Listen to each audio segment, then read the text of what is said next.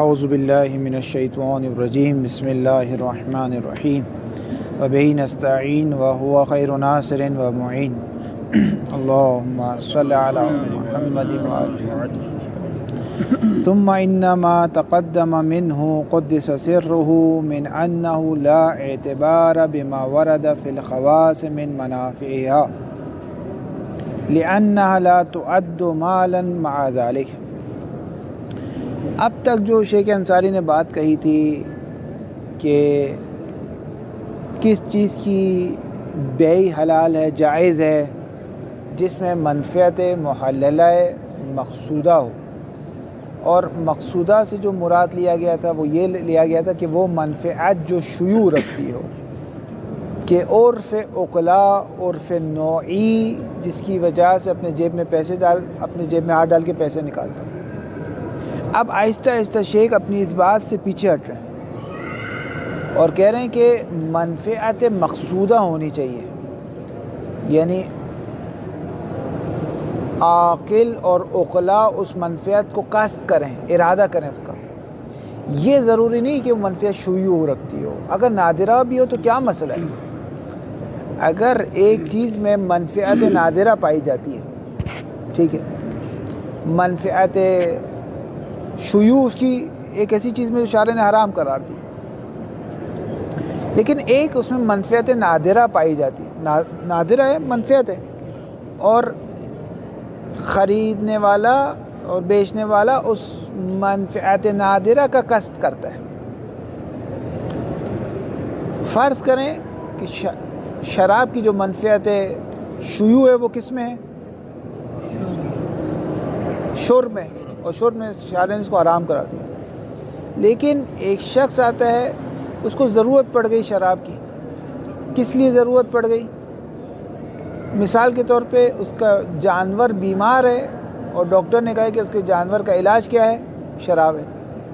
یا اس کا ایک بہت ہی اچھا کپڑا تھا، شادی کا جوڑا تھا جو بہت ہی مہنگا تھا، اس پہ ایک داغ لگ گیا، اور کسی نے کہا یہ داغ جو ہے نا، یہ دھبا جو لگ گیا، یہ ایک ہی چیز سے جائے گا کہ اس میں شراب کے ایک گلاس شراب اس پہ ڈال دو تو یہ دھبا دور ہو جائے گا۔ تو یہ اس کی منفعت نادرہ ہے، یہ اس کی منفعت نادرہ ہے، ٹھیک ہے، نادرہ ہے، لیکن عقلا اس نادرہ کا قصد کرتے ہیں، اس کو ابھی ضرورت ہے اس منفعت نادرہ کا، ایک عاقل نے قصد کیا، وہ چاہتا ہے اس سے فائدہ اٹھائے۔ تو یہاں پر عقل المال بالباطل صدق نہیں آتا، عقل المال بالمال صدق آتا ہے۔ یہ جو مال دے رہا ہے، ٹھیک ہے، یہ اس منفعت نادرہ کے مد مقابل، یا فرض کریں شراب کی مثال نہ بھی لیں کیونکہ شراب چونکہ ایک بہت ہی واضح ہے کہ جائز نہیں ہے، یہی جو فقہاء نے پہلے مثالیں دی ہوئی ہیں۔ ابھی ایک مثال دیں گے، جیسے زالو کی، زالو جو ہوتا ہے جس کو جونک کہتے ہیں اردو میں، وہ خون چوستا ہے۔ یا ایک ریشم کا کیڑا، کہ اگر وہ ریشم کا کیڑا مر جائے تو اس کی ایک منفعت نادرہ یہ کہ یہ جو ماہی گیر ہوتے ہیں، یہ جو مچھلی پکڑنے والے ہوتے ہیں، یہ اپنا جو مچھلی پکڑنے کے لیے ایک لوہا اور ایک کیا کہتے ہیں اس کو، ایک کانٹا ہوتا ہے ان کا، اس کانٹے میں یہ مرے ہوئے ریشم کے کیڑے کو لگا دیں، کیونکہ مرا ہوا ریشم کا کیڑا مچھلیاں بہت شوق سے کھاتی ہیں، تو اس کے ذریعے سے وہ مچھلیوں کو اپنے جال میں پھنساتا ہے۔ تو یہ ایک منفعت نادرہ ہے، لیکن وہ منفعت نادرہ ہو تو اس میں کیا ہوا، اس سے کیا فرق پڑتا ہے؟ عاقل نے اس کا قصد کیا اس منفعت نادرہ کا، جب قصد کیا ہے تو اس کے مقابل میں وہ مال دے رہا ہے، تو عقل المال بالباطل نہیں ہے۔ یہ نہیں کہا جائے گا کہ جو مال دے رہا ہے اس کے مقابل میں اس کو کچھ نہیں ملا، پوچھ ہے، خالی ہے، ہوا ہے، نہ، مال کے مد مقابل مال ملا اس کو۔ اب کہتے ہیں یہ جو غرض تھی ماہی گیر والی، یہ شیوع نہیں رکھتی تھی، نادر تھی، کہتے ہیں نادر تھی، اس میں کیا مسئلہ ہے؟ وہ نادر تھی، اس میں کیا مسئلہ ہے؟ تو شیخ انصاری کہتے ہیں عقل المال بالباطل صرف نہیں آتا، منفعت نادرہ بھی ہو تو بیع میں کوئی مسئلہ نہیں ہے۔ پھر علامہ حلی ایک اشکال کرتے ہیں، کہا اگر ایسا کریں گے تو ہر چیز میں بالآخر ایک منفعت نادرہ تو پائی جاتی ہے، تو اس طرح تو دنیا کی ساری چیزوں کی خرید و فروخت صحیح ہو جائے گی۔ تو شیخ کہہ رہے ہو جائے کیا مسئلہ ہے، ہو جائے کیا مسئلہ ہے؟ اگر اس منفعت نادرہ کی وجہ سے جو حلال بھی ہے وہ منفعت نادرہ، اگر اس کی وجہ سے عاقل ایک چیز کو خرید رہے تو خریدنے دے، اس کو کیا مسئلہ ہے آپ کو؟ مگر یہ کہ کہتے ہیں کہ ہمارے پاس ایک اجماع ہے، اور وہ اجماع یہ ہے کہ شارع نے منفعت نادرہ کو کالعدم قرار دیا، یعنی شارع کی نگاہ میں منفعت نادرہ گویا کہ نہیں ہے، یعنی ہے ہی نہیں، یعنی ایک طرح سے حکومت ہے یہاں پر، حاکمیت ہے شارع کی، کہ اس نے کہا کہ منفعت نادرہ اگرچہ عرف اس کو منفعت نادرہ کہتا ہے، لیکن میں اس کو منفعت نادرہ کو ایسا سمجھتا ہوں جیسے یہ ہے ہی نہیں۔ جب یہ ہے ہی نہیں تو اب جو اس کے مقابل میں پیسے دیے جائیں گے وہ اکل المال بالباطل ہے، کیونکہ شارع نے اس کو منفعت کالعدم قرار دے دیا۔ واضح؟ اگر اس اجماع یہ نہ ہوتا، یہ اجماع، تو شیخ کہتے پھر کوئی مسئلہ نہیں تھا۔ یہ اس اجماع کی وجہ سے ہمارے ہاتھ بن گئے کہ ہم منفعت محللہ مقصودہ وہ جو شیوع رکھتی ہو، نہ کہ نادرہ۔ مقصودہ تو کہتے ہیں نادرہ میں مقصود ہے، یعنی مقصود عرف ہے، مقصود عرف عقلا ہے، تو یہ شیوع نہ بھی رکھتی ہو تو کوئی مسئلہ نہیں، بے صفیانہ نہیں ہے، لیکن یہ اس اجماع نے ہمارے ہاتھ کو باندھ دیا۔ اب اگر کوئی اس اجماع کو قبول نہ کرے، کیونکہ اجماع بھی نفسی حجت نہیں ہے، اجماع کاشف حجت ہے، اگر کوئی اس اجماع کو قبول نہ کرے تو اس کے ہاتھ کھلے ہوئے، وہ ید مفسودہ رکھتا ہے، اس کے ہاتھ کھلے ہوئے، وہ کہے کہ جس چیز میں بھی عرف عقلا ایک منفعت کو قصد کرے، وہ منفعت ولو یہ کہ نادرہ ہو لیکن وہ قصد کرتا ہے اور وہ نادرہ شارع کی طرف سے حلال ہے، تو اس کی خرید و فروخت میں کوئی مسئلہ نہیں ہے، کیونکہ بیع جائز ہے۔ بیع کا معنی کیا ہے؟ المبادلۃ المال بالمال، مال کو مال کے ذریعے سے اس نے مبادلہ کر لیا، کہتے ہیں یہ مال لو، اس کے بدلے مال لو۔ واضح ہوگی بات؟ ثم انما تقدم منہ، کہ بے شک وہ چیز جو گزر گئی، منہ علامہ سے، من بیان کر رہا ہے، وہ کیا گزری؟ من انہ لا اعتبار بما ورد فی الخواص من منافعہ، کہ منفعت میں سے جو منفعت خاص سے منفعت نادرہ ہے اس کا کوئی اعتبار نہیں ہے۔ کیوں؟ لأنها لا تعد مالا مع ذلك، ذالک کا اشارہ جا رہا ہے خواص کی طرف، کہ اس خواص کے باوجود بھی اس کو مال نہیں کہا جاتا۔ تو شیخ کہیں گے کیوں مال نہیں کہتے آپ اس کو؟ بھئی ایک عاقل ایک عرف کی نگاہ میں منفعت نادرہ میں یہ مال ہے، کیوں نہیں ہے مال؟ آپ کیوں کہہ رہے مال نہیں ہے؟ اگر ٹھیک ہے اس اجماع کو بھی نہ لائیں، لیکن اگر اس اجماع کو لائے بغیر آپ کیسے کہتے مال نہیں ہے؟ ایک شخص کو ضرورت پڑی ہے، اپنے کپڑے شادی کا جوڑا ہے، 20-30 ہزار کا اس نے جوڑا لیا ہے، وہ 1000 روپے کی شراب سے اس کو صاف کرنا چاہتا ہے، آپ کو کیا مسئلہ ہے اس میں؟ آپ یہ کیوں کہہ رہے کہ مال نہیں ہے؟ یہ جو ثم انما تقدم یشکل، اس پر اشکال کیا جائے گا، کس چیز کے ذریعے سے؟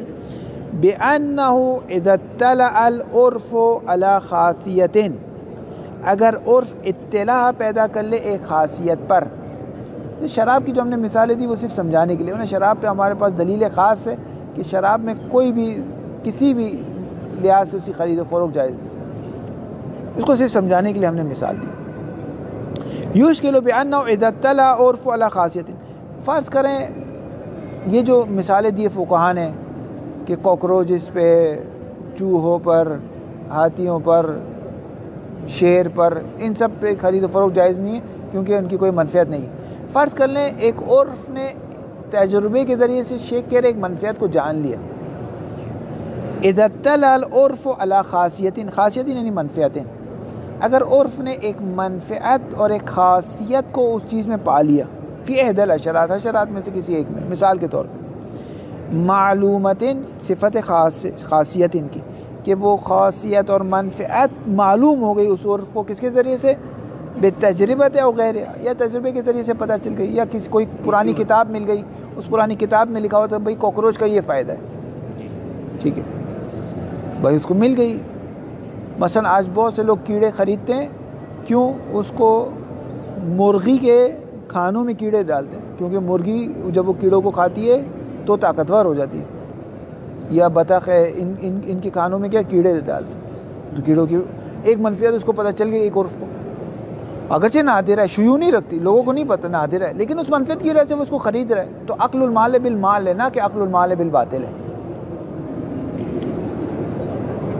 فَأَيُّ فَرْقٍ بَيْنَهَا وبین نبات من الادویت علم فیہ تلک الخاصیت. تو کیا فرق ہے بینہ ان حشرات میں جس کی خرید و فروخت کو آپ نے حرام قرار دیا ہے فقہا اے علامہ، وبین نبات من الادویہ علم فیہ تلک الخاصیت، یا اس پیڑ پودے کہ جس کی خرید و فروخت کو آپ جائز مانتے ہیں. آپ کہتے ہیں یہ درخت کے پتے مثلا بکریاں کھاتی ہے تو یہ جائز ہے. تو بھائی یہ جو حشرات ہیں یہ بھی مرغیاں کھاتی ہے، اس کو کیوں جائز نہیں مانتے؟ کیوں حشرات کی خرید و فروخت کو جائز نہیں مانتے؟ پتوں کی اور جڑی بوٹیوں کی خرید و فروخت کو جائز مانتے اس خاصیت کی وجہ سے. وہ خاصیت تو اس میں ہی پائی جاتی ہے. آپ کہتے ہیں اس سے مرغیاں کھانا بنتے ہیں، اس سے بھی مرغیوں کا کھانا بنتا ہے. کیا فرق ہے؟ شیخ کہہ رہے کیا فرق ہے ان دونوں میں؟ وحینئذ فعدم جواز بیعہ ایک وأخذ المال فی مقابلہ، بیع کا جائز نہ ہونا اور مال کا اس کے مقابل میں لینا بملاحظت تلک الخاصیت، یہ کہا جائے کہ یہ اس خاصیت کے ہونے کے باوجود ایک چیز میں کوئی خاصیت نہیں ہے، کوئی بھی خاصیت نہیں. جیسے میں نے مثال دی جلی ہوئی ماچس کی تلیاں کہ اس میں کوئی خاصیت نہیں، اس کو اگر بیچا جائے تو ٹھیک ہے، اکل المال بالباطل. لیکن ایک ایسی چیز ہے جس سے اور اس نے اس کی خاصیت ڈھونڈ لی تجربے کے ذریعے سے، یا کوئی کتاب پڑھ لی، پرانی کتاب مل گئی اس میں لکھا ہوا تھا، تو اب بھی اگر آپ منع کریں کہ اس کی بیع جائز نہیں تو آپ کے پاس دلیل ہونی چاہیے. کہہ رہے ہیں فعدم جواز بیعہ، بس عدم جواز بیعہ ہی کی ضمیر جاتی ہے اس چیز کی طرف جس کی پر عرف نے جس کی خاصیت کو ڈھونڈ نکالا. فعدم جواز بیعہ، اس کی بیع کا جائز نہ ہونا، وہ اخذ جواز پر عطف ہو جائے گا، عدم یہاں تکرار ہوگا. فعدم جواز بیعہ واخذ المال فی مقابلہ، اور عدم اخذ المال فی مقابلہ، اور اس کے مد مقابل مال کو عکس نہ کرنا بے ملاحظت تلک الخاصیت، اس خاصیت کے ہونے کے باوجود اور اس کو ملاحظہ کر رہا ہے کہ میں تم سے اس لیے کیڑے خریدنا چاہتا ہوں کہ میری مرغیاں کھاتی ہے. اس خصوصیت کو ملاحظہ کرنے کے باوجود بھی آپ کہیں حشرات الارض کی خرید و فروخت جائز نہیں ہے، یحتاج الی دلیل، یہ بات دلیل کی محتاج ہے. اچھا، اور اگر آپ دلیل دیتے کہ عقل المال بالباطل، یہ دلیل صحیح نہیں ہے. عقل المال بالباطل ہرگز نہیں ہے، عقل المال بالمال ہے یہاں پر. لأنه حينئذ ليس عقلا للمال بالباطل، کیونکہ قطعاً عقل مال بالباطل نہیں. باطل کہاں ہے؟ اس فائدے کے، اس منفعت کے مد مقابل یہ پیسے دے رہا ہے، یہ کم ہے منفعت اس کی. وَيُؤَيِّدُ ذَلِكَ مَا تَقَدَّمَ فِي رِوَایَةِ التُّحُفِ، اور یہ بات کی تائید کرتی ہے ذالک ماں کا اشارہ جا رہا ہے اس چیز کی طرف کہ اگر اس میں کوئی منفعت پائی جاتی ہے تو خرید و فروخت جائز ہے. یعنی جائز سے مراد عقل مال بالباطل صدق نہیں آتا. اس بات کی تائید کرتی ہے وہ روایت جو تحف العقول میں من بیان کر رہے ہیں. من ان کل شیء یکون لهم فیہ الصلاح من جہت من الجہات، کہ ہر کوئی بھی چیز کہ کسی بھی جہت من الجہات، کسی بھی جہت سے اس میں اصلاح کا کوئی پہلو نکلتا ہے، اس میں کوئی خاصیت پیدا ہو جاتی ہے. اصلاح یعنی منفعت، اس میں کوئی منفعت کا پہلو نکلتا ہے، فذالک حلال بیعہ، تو اس جہت کی وجہ سے اس کی بیع کیا ہو جاتی ہے؟ اس جہت میں حلال ہو جاتی ہے. وقت اجاد فی الدروس، اور شہید نے اپنی کتاب دروس میں حیث قال اس مفہوم کلی کو بیان کیا. کس مفہوم کلی کو؟ کہ کہاں بیع جائز نہیں ہے. شہید کہتے ہیں ما لا نفع فیہ مقصودا للعقلاء، کہ اس جگہ پر جہاں عقلا جس چیز کو قصد نہ کرے اس کی بیع جائز نہیں. تو اس کا مفہوم نکالیں کہ جس جگہ پر عقلا قصد کریں ایک چیز کو اس کی بیع جائز ہو جائے گی. اس بات کا اگر مفہوم نکالیں، شہید نے کیا؟ ما لا نفع فی مقصودا للعقلاء، جہاں پہ مقصود للعقلاء نہ ہو ایک چیز اس کی بیع جائز نہیں. اس کا مطلب اگر کوئی چیز مقصود للعقلاء ہو ایک خاصیت کی وجہ سے، ایک منفعت کی وجہ سے، تو اس کی بیع جائز ہونی چاہیے. کل حشار و فضلات الانسان ہے، جیسے انسان کی فضلات میں کوئی نفع نہیں ہے، لیکن فرض کریں انسان کی فضلہ میں اگر عرف ایک نفع کو ڈھونڈ لیں کہ بھئی انسان کا فضلہ جیسے کھیت میں ڈال فرض کریں، ٹھیک ہے، تو پھر انسان واش روم کرے گا، جا کے بیچے گا. اس میں کیا مسئلہ ہے؟ آج تک نہیں ہے اس کی کوئی خاصیت، لیکن 10 سال بعد اگر پیدا ہو جائے تو کیا مسئلہ ہے اس میں؟ وہ عن تنقیح، فاضل مقداد نے تنقیح میں کہا ما لا نفع فیہ بوجہ من الوجوہ، کہ اس چیز کی خرید و فروخت جائز نہیں جس میں کسی بھی وجہ من الوجوہ کوئی منفعت اور کوئی خاصیت نہیں پائی جاتی. کل خنافث ود دیدان، جیسے کیڑے مکوڑے. وَمِمَّا ذَكَرْنَا يَظْهَرُ النَّظَرُ فِي مَا ذَكَرَهُ فِي تَذْكِرَتِهِ، اور جو ابھی تک ذکر کیا گیا اس سے وہ اشکال واضح ہو گیا جو علامہ نے اپنی کتاب تذکرہ میں کہا۔ علامہ نے اپنی کتاب میں ایک اشکال کیا ہے، یہ جو عبارت ہے یہ عبارت علامہ کی ہے، یا عین عبارت کو نقل کر رہے ہیں شیخ یا مضمون روایت کو نقل کر رہے ہیں، لیکن عبارت علامہ ہے۔ وَمِمَّا ذَكَرْنَا يَظْهَرُ النَّظَرُ، نظر اور اشکال واضح ہو گیا، فی ما ذکرہ فی تذکرہ، وہ جو علامہ نے تذکرہ میں بیان کیا، من بیان کر رہا ہے، علامہ نے کیا بیان کیا، یہاں سے علامہ کی عبارت شروع ہے، من الاشکال ہے، علامہ نے اشکال کیا ہے کس چیز میں، فی جواز بیع العلق الذی ينتفع به لامتصاص الدم، علامہ نے اشکال کیا ہے فی جواز بیع العلق، علق کہتے ہیں جونک کو، زالو کو، زالو کی بیع میں اشکال کیا ہے، الذی وہ زالو جس کی صفت یہ ہے، ينتفع به جس سے نفع لیا جاتا ہے، کس چیز میں، لامتصاص الدم، کیونکہ یہ کہتے ہیں انسان کا خون چوستا ہے، جو گندا خون ہوتا ہے زالو وہ چوستا ہے۔ آج پورا طب اسلامی زالو پہ کھڑا ہوا ہے، پورا طب اسلامی زالو پہ کھڑا ہے، حجامت جو کرتا ہے زالو، اصل زالو بکتے ہیں، ایک زالو 50,000 تومان کا بکتا ہے یہاں پر، پورا طب اسلامی زالو پہ کھڑا ہوا ہے کہ وہ جو بھی مرض لے کے جاؤ وہ کہتے ہیں پہلے اس کا وہ ہوگا کیوپنگ تھیراپی ہوگی، پہلے اس کی حجامت ہوگی۔ حجامت کے دو طریقے، یا تو بلیڈ مارتے، کہتے یہ طریقہ صحیح نہیں ہے، سنتی طریقہ ہے، کا طبی طریقہ کیا ہے طب اسلامی کا، کیا ہے طب اسلامی کا زالو لگاؤ، ایک جہاں جہاں درد ہوتا ہے وہاں پہ آپ کو زالو چپکا دیتے ہیں، وہ گندا خون چوستا رہتا ہے چوستا رہتا ہے چوستا رہتا ہے یہاں تک کہ وہ خود ہی مر جاتا ہے، وہ سارا آپ کے جسم کا کہتے ہیں گندا خون چوس لیتا ہے۔ اس امتصاص دم کی وجہ باوجود بھی کہ عرف نے ایک منفعت ڈھونڈ لی ہے، اس کے باوجود بھی علامہ نے کہا اشکال ہے اس کی خرید و فروخت پر۔ وَدِيدَانِ الْقِزِّ الَّتِي يُسَادُ بِهَا السَّمَكُ، دیدان عطف ہے الگ پر، دیدان کہتے ہیں کیڑے کو، یعنی ریشم کا کیڑا، دیدان القز یعنی ریشم کا کیڑا، جب وہ مر جائے اس کی بات، زندہ ہو تب کی بات نہیں ہے، زندہ ہو تو سب مانتے کوئی مسئلہ نہیں، مرنے کے بعد کا مسئلہ ہے۔ اور ریشم کا کیڑا جس سے یوساد و صید کیا جائے، شکار کیا جائے، بیہا اس ریشم کے کیڑے کے ذریعے سے، سمک مچھلی کا، تو اگرچہ عرف نے اس کی ایک مصلحت ڈھونڈ نکالی تجربے سے کہ جب بھی ہم کانٹے میں یہ جو ریشم کا کیڑا چپکاتے ہیں ڈالتے ہیں کانٹے میں تو مچھلی فوراً پکڑ لیتے ہیں کیونکہ مچھلی کو یہ شوق ہے، لیکن یہ چونکہ منفعت نادرہ ہے تو علامہ نے کہا کہ اس کی بے جائز نہیں، اس میں اشکال کیا۔ شیخ کہہ رہے کیوں اشکال کر رہے ہو علامہ، کیوں اشکال کر رہے ہو؟ ثم استقرب المنع، پہلے تو کا اشکال ہے، پھر قریب جانا علامہ نے من کو، کہتے ہیں من ہے یعنی عدم جواز البیع، بے جائز نہیں ہے۔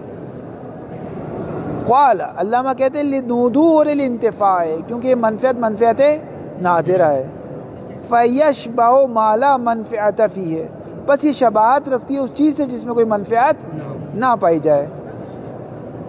اس کے ذریعے سے ایک اشکال کر رہے ہیں، کہہ رہے ہیں کہ اگر جس چیز میں بھی منفعت نادرہ پائی جائے اور اس کی اجازت دے دیں تو دنیا میں پھر مقاصد کے کتاب کو بند کر دیں، پھر دنیا میں ہر چیز کی کہیں نہ کہیں تو منفعت نادرہ بالآخر نکل ہی جائے گی۔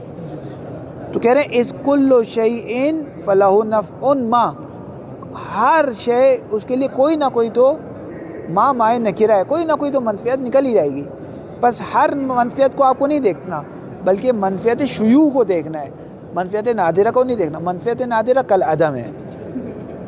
اقولو، آگے شیخ انصاری میدان میں آ رہے ہیں، شیخ کہہ رہے ہیں ولا معنی من التزام جواز بیع کل ما له نفع ما، یہ جو آپ نے کہا کہ جس میں بھی پھر منفعت نکل جائے اس کی خرید و فروخت جائز ہو جائے، تو شیخ کہہ رہے ہیں جائز ہو جائے، کیا مسئلہ ہے اس میں؟ مگر کوئی ہمارے پاس اصلا کوئی کلی ہمارے پاس ایسا کہ ہر چیز کی خرید و فروخت جائز نہیں ہو سکتی، کیا مسئلہ ہے اس میں؟ جس میں بھی منفعت پیدا ہو جائے اس کی خرید و فروخت جائز ہو جائے، اس میں کیا مسئلہ ہے؟ کون سا اس میں دور واقع ہوتا ہے، کون سا اس میں اجتماعی نقیض وارد ہوتا ہے؟ کوئی مسئلہ نہیں۔ اقولو، تو سب سے پہلے آخری اشکال کا جواب دے دیا علامہ کا، ولا مانع، کوئی رکاوٹ نہیں ہے کس چیز سے، من التزام جواز بیع کل ما، کہ ہر اس چیز کے بیع کو جائز ماننا ضروری قرار دے دیا جائے، یعنی جائز قرار دے دیا جائے، لہ نفع ما، جس کے اندر کوئی نہ کوئی پروفٹ ہو، کوئی نہ کوئی منفعت ہو، ولو کہ نادرہ ہو۔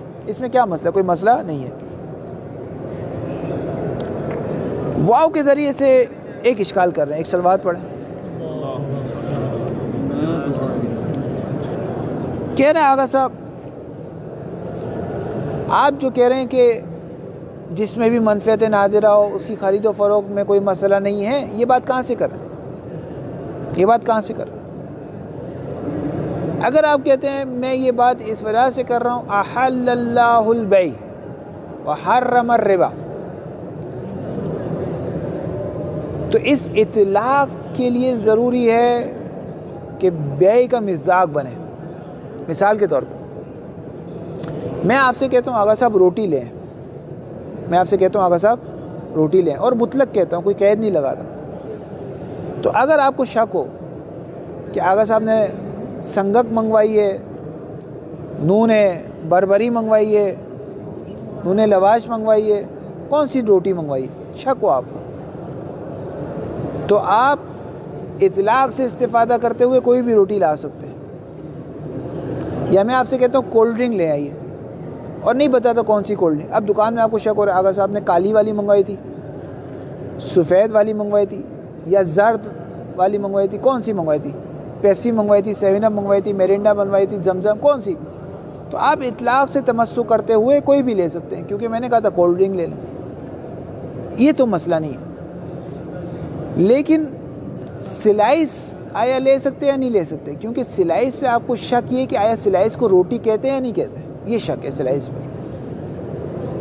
تو یہ نہیں کہا جا سکتا کہ بھئی اطلاق سے تمسک کرتے ہوئے سلائس لے لو، نہ یہ نہیں کہا جا سکتا، بلکہ سلائس کے اطلاق سے تمسک اس وقت کر سکتے ہیں جب آپ کو یہ یقین ہو کہ یہ اس روٹی کا مصداق ہے، پھر آپ اطلاق سے تمسک کر سکتے ہیں. لیکن اگر آپ فروٹ کا جوس لیں گے مجھ سے تو یہ کولڈ ڈرنک کا مصداق یا نہیں ہے، جو اس پہ آپ اطلاق جاری نہیں کر سکتے. بات سمجھ میں آ گئی؟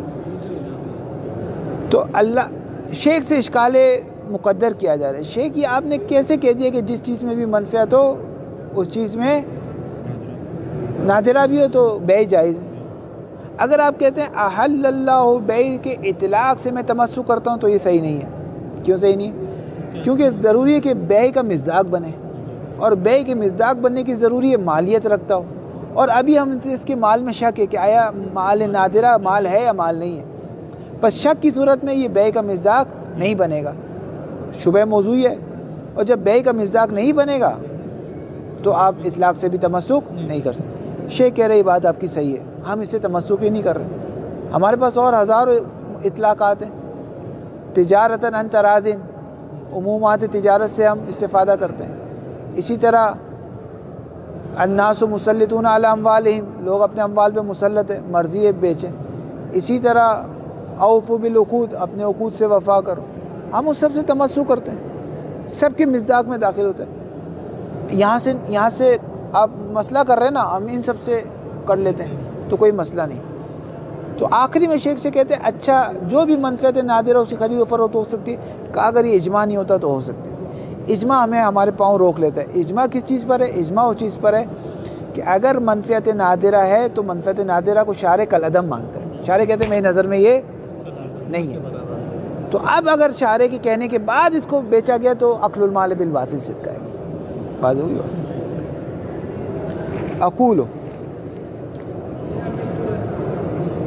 ولو واو دفع دخل ہے ولو فرض الشک فی صدق المال علی مثل هذه الاشیاء، اگر فرض کیا جائے کہ ان اشیاء سے مراد وہ ہے جس کے عرف نے ایک خاصیت ڈھونڈ نکالی.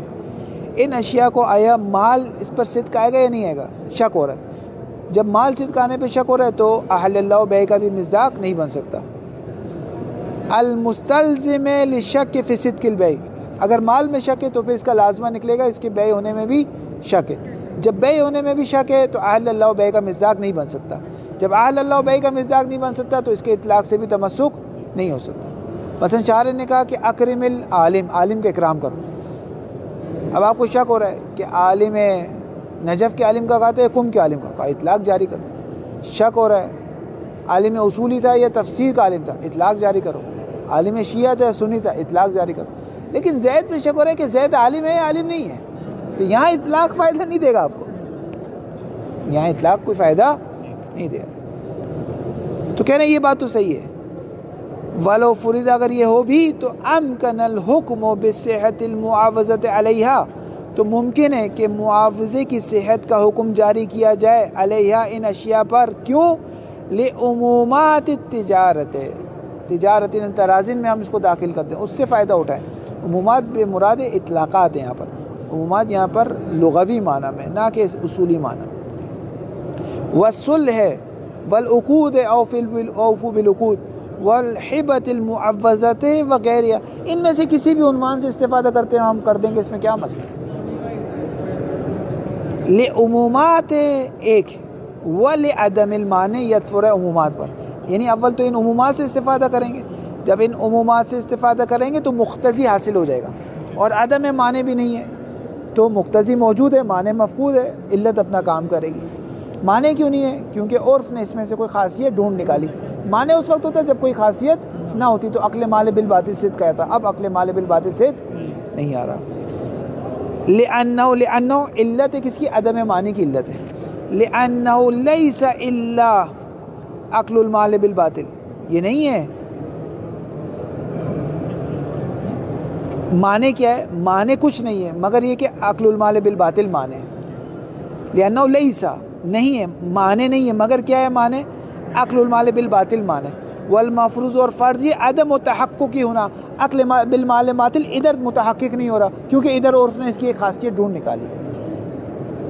واضح؟ وصلی اللہ علیہ محمد وآلہ طاہرین.